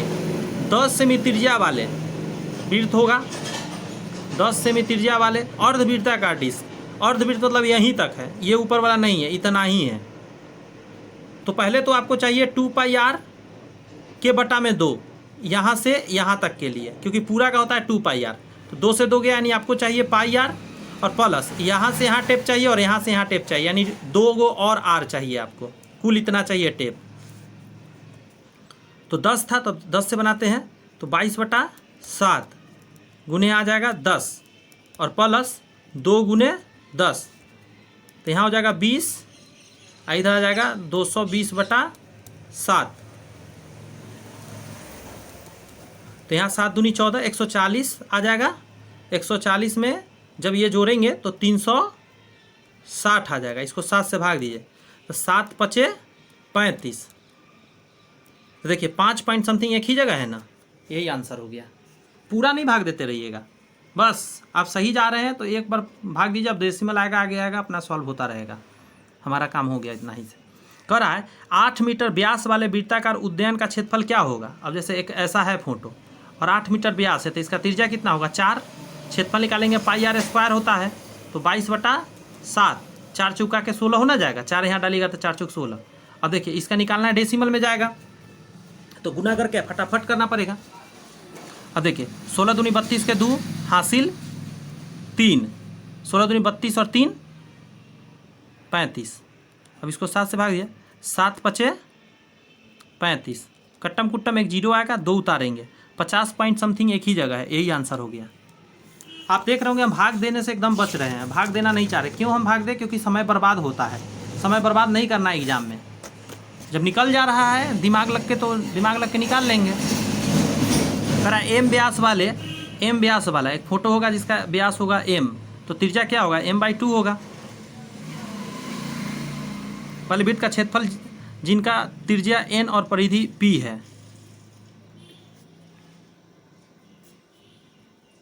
चलिए हम त्रिज्या निकाल लिए, तो ये n के बराबर हो जाएगा त्रिज्या परिधि का फार्मूला क्या होता है?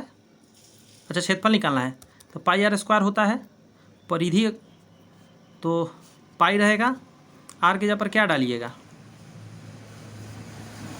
m/2 का होल स्क्वायर हो जाएगा, यही ना है हमारा आर। तो पाई m²/4। m व्यास वाले वृत्त का क्षेत्रफल क्या होगा? क्या के बाद कुछ लिखा ही नहीं है, क्या है? जिनकी त्रिज्या n और परिधि p है।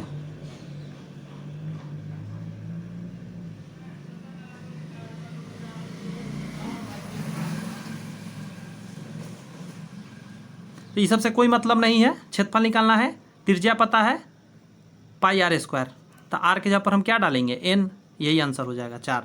ठीक है, इस सब का कोई जरूरत नहीं पड़ा। एक टेबल टॉप 2.8 मीटर व्यास के साथ आकार में अर्धवृत्ताकार है। समझ रहे हैं क्या है? 24 को देखिए। टेबल टॉप कुछ इस प्रकार का है। क्षेत्रफल निकालना है, व्यास दिया हुआ था तो बस रेडियस क्या कर देंगे? 1.4 हो जाएगा रेडियस मीटर में। बात समझ में आया? अब क्षेत्रफल निकालना, पाई आर स्क्वायर/2 कर देंगे क्योंकि आधे ना त्रिभुज, मतलब सॉरी वृत्त। 22/7 नीचे 2 रहेगा, 1.4 गुने 1.4, पॉइंट हटेगा 10, पॉइंट हटेगा 10। अब इसको सॉल्व करना है। 2 से काटते हैं 11 बार में, 7 से काटते हैं 7 दूनी 14, 2 बार में। अब देखिएगा यहाँ पे मत काटने लगिएगा क्योंकि 2 अंक बाद दशमलव हम दे देंगे, इसको गुना कर लेंगे। तो 14 दूनी के 28 और गुने 11 बटा में है 100। अब इसको गुना कितना जल्दी कर लेंगे? 8 लिख देंगे, इन दोनों को जोड़ देंगे, हासिल 1 हो गया, और इसमें जोड़ देंगे 3। 2 जीरो हटेगा, 2 अंक बाद दशमलव, 3.08 पहला ही आंसर आ गया। ठीक है, थोड़ा लंबा वीडियो जा रहा है, बस कंप्लीट ही चैप्टर कर देते हैं। ये लास्ट चैप्टर है। इसमें यदि 1 मीटर स्क्वायर वाला 1 मिलीमीटर स्क्वायर, तो कह रहा है कि x का मान क्या होगा? अब समझिए जरा। 1 मीटर में कितना मिलीमीटर होता है? तो 3 जीरो होता है, और स्क्वायर लगाना है इसको। तो जब इसको स्क्वायर लगाइएगा तो कितना जीरो बढ़ जाएगा? इतना हो जाएगा। बात समझ में आया? सॉरी, एक और जीरो आएगा। 3 और 3 6, 4 नंबर आंसर हो जाएगा। 3 और 3 6 जीरो हो जाएगा, क्योंकि इतना मिलीमीटर बराबर ना 1 मीटर होता है, इसीलिए ऐसा हुआ। अगर पी वर्ग के प्रत्येक भुजा 1 मिलीमीटर के और 1 सेंटीमीटर भुजा का एक वर्ग बनाते हैं तो पी के बराबर है। थोड़ा समझना होगा। अगर पी वर्ग के संख्या दिया है, पी वर्ग के प्रत्येक भुजा 1 मिलीमीटर के और 1 सेमी भुजा का एक वर्ग बनाते हैं तो पी के बराबर हैं। ये कैसा है क्वेश्चन का मतलब थीम नहीं समझ में आ रहा है। अगर पी वर्ग मतलब क्या? प्रत्येक भुजा 1 mm, अच्छा, और 1 सेमी भुजा का एक वर्ग बनाते हैं।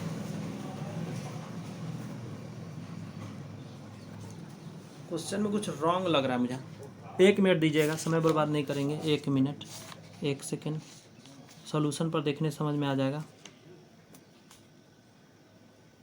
हाँ, क्वेश्चन में कुछ ज़रूर गड़बड़ सरबर है।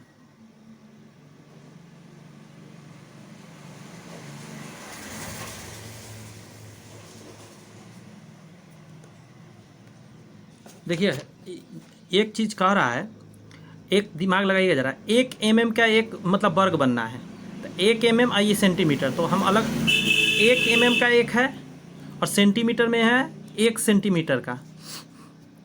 तो इसको तो 10 मतलब 1 सेंटीमीटर में 10 mm हो जाएगा। इसका जब निकालिएगा आप क्षेत्रफल तो 1 होगा, इसका क्षेत्रफल निकालिएगा तो 100 हो जाएगा। तो वही कह रहा है इसका आंसर 100। बात समझ में आया? बट क्वेश्चन क्लियर हो ही नहीं रहा है कि क्वेश्चन में क्या। सोल्यूशन से मैं ये बात बता रहा हूँ आपको कि बनाया इस तरीका के, क्वेश्चन और क्लियर दे सकता था। कह रहा 12 मीटर स्क्वायर किसका क्षेत्रफल है? 12 मीटर स्क्वायर किसका क्षेत्रफल है? तो 12 मीटर भुजा वाले एक वर्ग का नहीं, क्योंकि इसका 144 मीटर स्क्वायर हो जाएगा, तो ये तो गया। 1 मीटर भुजा और 12 वर्ग, 1 मीटर भुजा वाले 12 वर्ग का हो सकता है? हाँ हो सकता है, ये सही है। 4 मीटर भुजा वाले 3 वर्ग नहीं, 4 3 12 रह जाएंगे, ये भी नहीं होंगे। ठीक था उसका 28 पर आइए। यदि समचतुर्भुज की प्रत्येक भुजा को दुगना कर दिया जाता है तो इसका क्षेत्रफल क्या होगा? अब समझिए जरा, समचतुर्भुज है,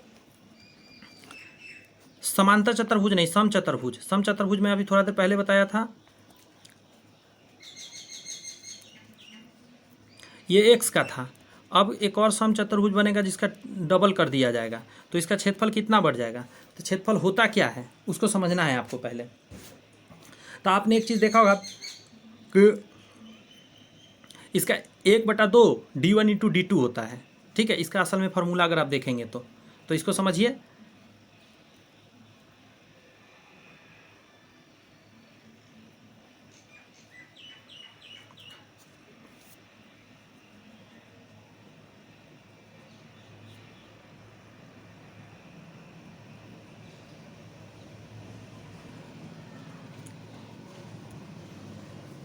हाँ, तो क्या बोला था? Base d1 into d2, d1 1/2 d1 into d2 होता है। बट आप एक चीज़ देख रहे होंगे कि इसमें ऐसा तो कुछ है नहीं इससे, तो इस फार्मूला को यहाँ नहीं लगाते। लेकिन आप एक चीज़ जानते हैं, हम थोड़ा देर पहले पढ़ा रहे थे आपको, समांतर चतुर्भुज का बेस इंटू हाइट होता है। तो इसमें बेस इंटू हाइट, इसमें भी बेस इंटू हाइट। आप एक देखिए, नॉर्मली अगर आप बात किया जाए तो इसका बेस, ये जो बेस है, आप देख रहे हैं क्या घटना होगा? बेस डबल हो जाएगा, 2 इंटू बी आ जाएगा ना, तो अप्रॉक्सीमेटली 2 गुना हो जाएगा आपका। ठीक है, अब देखिए यहाँ पे कि पहले ये था और अब क्या हो जाएगा? 2b यहाँ हो जाएगा। बात समझ में आ रहा है? b गुने h था यहाँ पे, अगर h ये मान लेते h था, लेकिन ऐसा नहीं है, इसमें हाइट भी तो तब्दील होगा ना, हाइट में भी तो बदलाव आएगा, क्योंकि जब साइड बड़ा करेंगे तो हाइट भी बड़ा हो जाएगा। हाइट कितना होगा? इसका आंसर क्या है 28 का? 28 का आंसर है 2 गुना।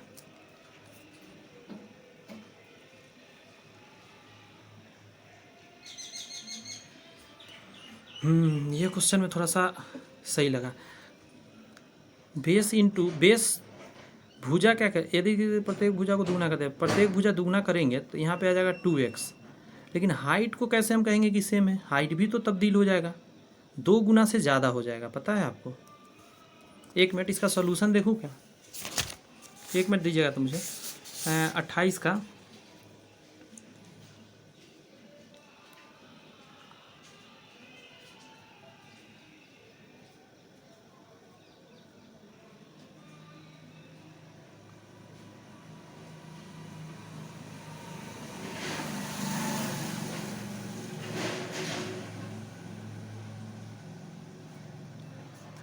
सॉल्यूशन गलत दिया हुआ है, बात समझ में आ रहा है? देखिए आप इसको कैसे हम सही मान सकते हैं।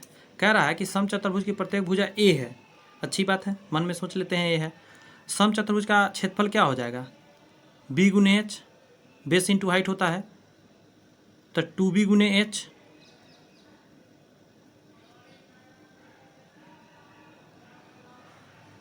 नहीं मैं इसको नहीं मानता। यहाँ पे कह रहा है कि डबल कर देना है, तो जो क्षेत्रफल है, 1 मिनट, क्या डबल हुआ था?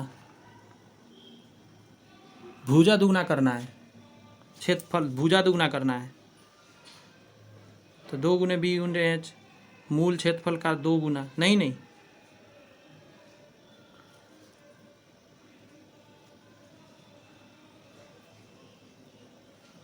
इसमें कुछ गड़बड़ी है, पता है आपको। इसको मैं एनालिसिस करूँगा, ठीक है।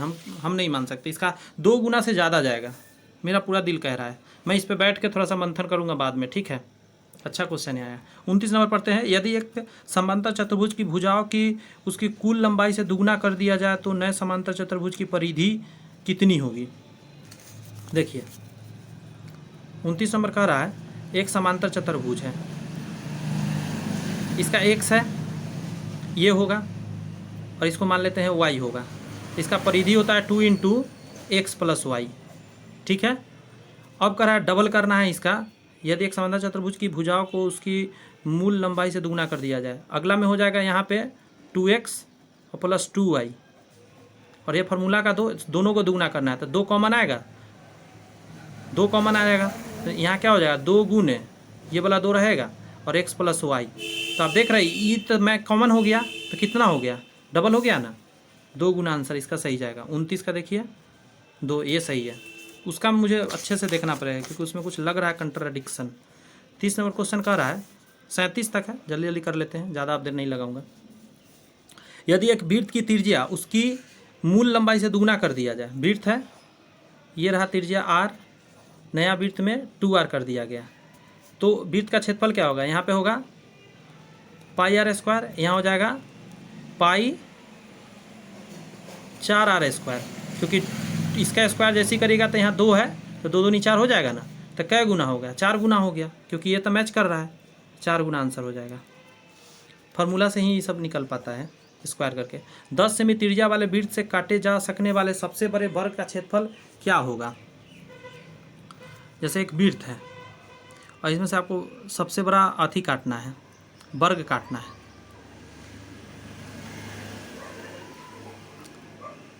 इसका 10 सेमी त्रिज्या वाले 10 सेमी त्रिज्या वाले तो ये 10, तो ये भी 10 होगा, बात समझ में आ रहा है। वर्ग निकालना है तो ये टोटल कितना हो गया, इसका जो विकर्ण हो गया तो कहिएगा सर 100 हो गया। और आपको पता होना चाहिए कि इसका विकर्ण भी होता है। विकर्ण अगर आपसे पूछे विकर्ण बराबर किसका, वर्ग का, तो ये होता है √2 गुने भुजा, √2 गुने भुजा होता है। तो यहाँ 100 डालिए, बट्टा के नीचे √2 डालिए, भुजा डालिए।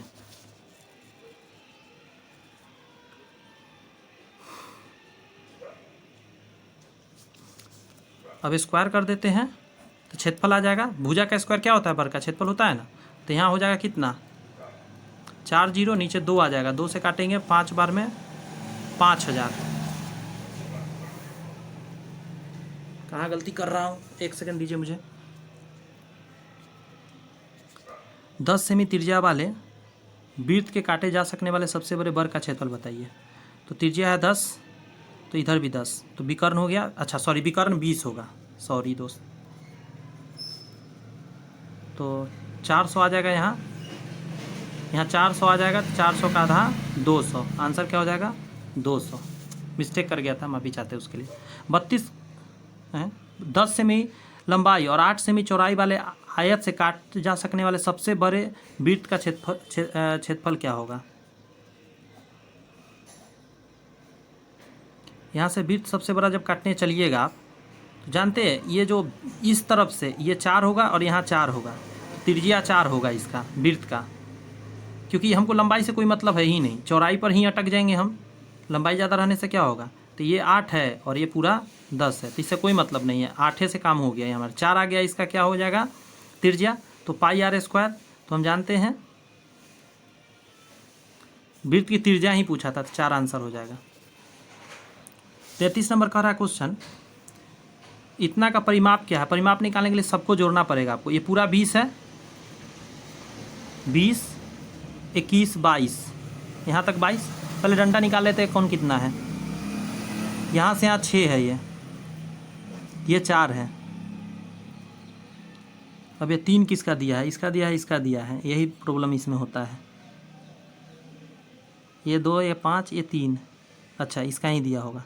तो यहाँ से यहाँ 3, तो इसको पहले बॉक्स अपना मन से मिला लेते हैं ऐसे, ये मिला दो, ये मिला दो, नहीं मिलाएंगे नहीं बन पाएगा, पहले बता दे रहा हूँ, मिलाने से ही बनेगा, कोई ऑप्शन नहीं है दूसरा।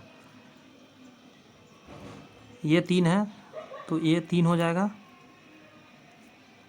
पूरा 6 था तो ये भी 3 हो जाएगा, तो यहाँ ये 3 हो जाएगा, तो नीचे यहाँ ये 2 हो जाएगा, तो ये भी 2 हो जाएगा, तो नीचे 2 हो जाएगा, हाँ ये 2 हो जाएगा। अब ऐसे भी मिलाना पड़ेगा।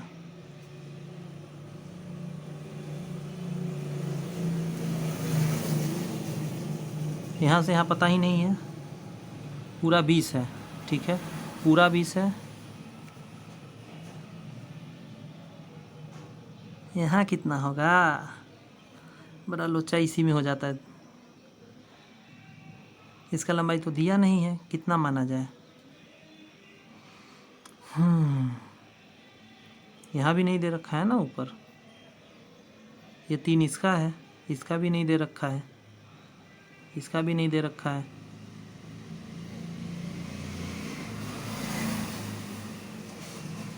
पता नहीं, इसका छोड़ दीजिए दोस्त, क्योंकि क्लियर नहीं दिया है, पता बन नहीं पाएगा। एक वृत्त की परिधि जिसका क्षेत्रफल इतना है। अच्छा, परिधि निकाल, क्षेत्रफल दिया हुआ है। क्षेत्रफल का फॉर्मूला क्या होता है, तो कहेगा पाई आर स्क्वायर। ये बराबर में कर दीजिए 81 पाई आर स्क्वायर। अब यहाँ भी अब आर स्क्वायर डाल रहा है, यहाँ पे भी कुछ लोचा लग रहा है हमको। ये आर स्क्वायर नहीं होना चाहिए, इतना ही होना चाहिए। पाई से पाई चला जाएगा, आर का मान आ जाएगा 9। हमें क्षेत्रफल निकालना है, सॉरी परिधि निकालना है, तो 2 पाई आर होता है, तो आर के जगह पर डालिएगा 9, तो 9 दूनी 18 पाई आंसर आ जाएगा। अच्छा, आर भी रहेगा, सॉरी, रुक जाइए ज़रा। हम यहाँ पे कैपिटल अपना आर कर लेते हैं, क्योंकि इसका आर स्क्वायर भी है।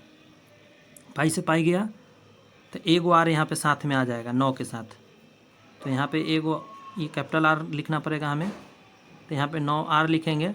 9 दूनी 18 पाई आर, 9 दूनी 18 पाई आर, ये आंसर हो जाएगा। करा एक वर्ग का क्षेत्रफल 100 सेंटीमीटर स्क्वायर है, इसे काटे गए सबसे बड़े वृत्त की परिधि डैश सेमी है।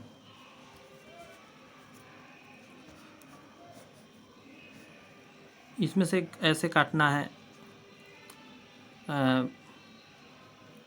मतलब वृत्त, तो आप कॉमन सेंस लगाइए। इसका साइड 10 का रहा होगा, बात समझ में आया। तो इसका त्रिज्या यहाँ से यहाँ तक होता है पूरा व्यास, तो यहाँ 5 ही रहा होगा, तो परिधि निकालना है, तो 2 पाई आर होता है, तो यहाँ 5 डालिएगा, 5 दूनी 10 पाई हो जाएगा। बस 2 क्वेश्चन यही बचा है, कर लेते हैं। यदि एक वृत्त की त्रिज्या को 3 गुना कर दिया जाए तो क्षेत्रफल क्या होगा, तो हम जानते हैं पाई आर स्क्वायर होता है, तो पहले इतना रहा होगा, अब क्या हो जाएगा, 3 आर का स्क्वायर हो गया होगा, तो 3 तिहाई 9, 9 गुना आंसर हो जाएगा। त्रिज्या 4 आर के एक वृत्तखंड का क्षेत्रफल क्या होगा। आर का मान आपको दे दिया 4 आर,